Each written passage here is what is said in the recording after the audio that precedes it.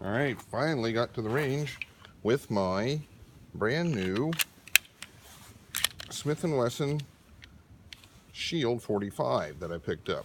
I saw this out at the NRA convention earlier in the year, wanted to get one, finally got around to doing it. So, we will see how this works out. I brought along some different ammunition here. I've got some Blazer brass, 230 grain in the full metal jacket. Also, for carry ammo, I brought out, well, first of all, what I think I'm going to end up using with it is the 45 HST standard velocity. I also brought along some of my HST Federals plus P's to try them out. The pistol itself, I'll do a tabletop review of it as well. Actually, I think I did a opening the box one of it. So, standard magazine, flush magazine, fits 6 rounds in the magazine. And you can see there on the buttstock how that looks. And you get also the same magazine but with a different base plate, gives you 7, like so. And I also found out with these loaded all the way up that they do actually seat okay in the pistol. I like to not have a ton of extra pressure on them, but a little bit is okay. With these, the Smith & Wesson Shield 9 that I had, it was very difficult to get that last round in and then seat it into the magazine itself. Now there's 6, that goes in pretty easily.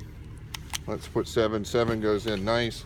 And you can see here on the top, it actually still has some flex to it. So that should seat into the pistol fine and not cause any reliability problems.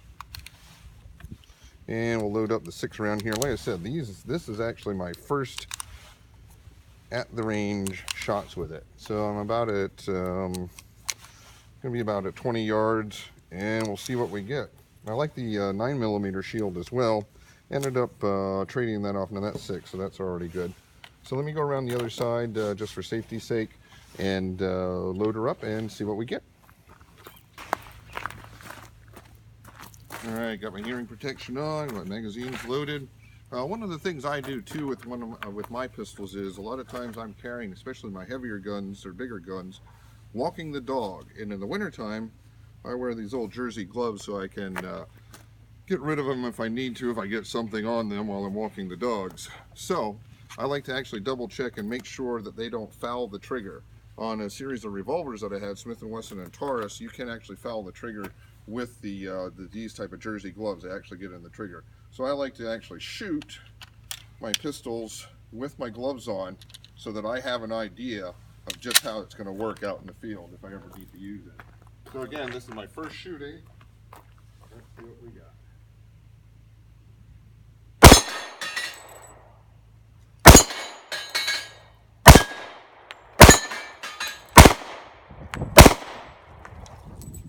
I pulled them off to the left a little bit, trying to shoot a little bit faster.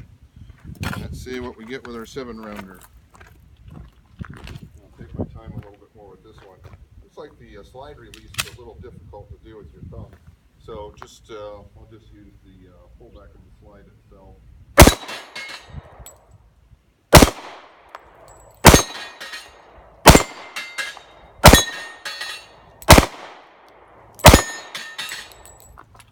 There you go. Well, I'm satisfied with that. I have been pulling a little bit of shots there off to the left. So, I'm going to load up some HSTs here for reliability shooting as well and see if I can do a little bit better, so practice.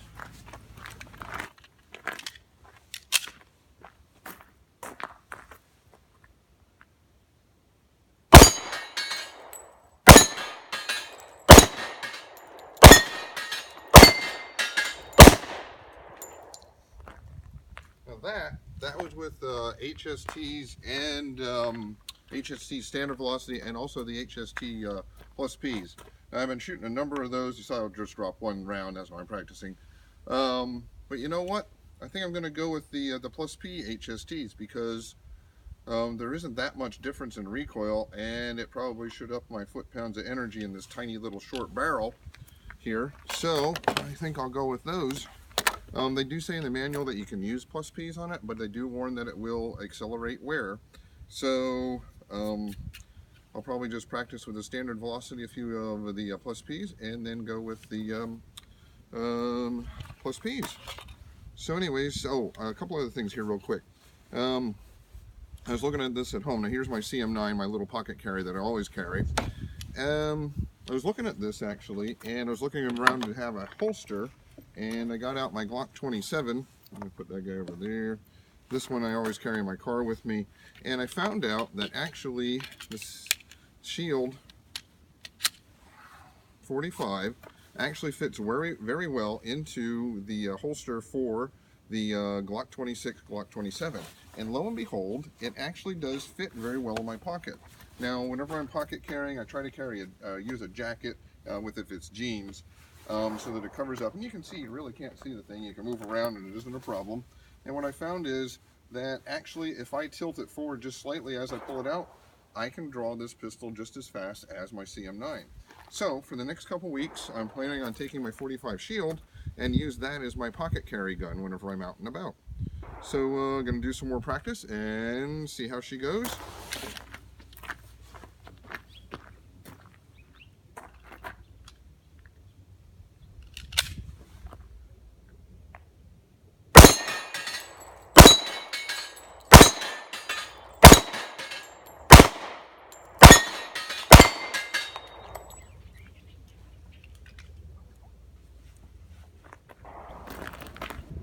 So there you have it. There's the 45 Shield, a very nice pistol for belt carry or for pocket carry, it seems. So I'm going to test that out in the next couple weeks and see how that goes.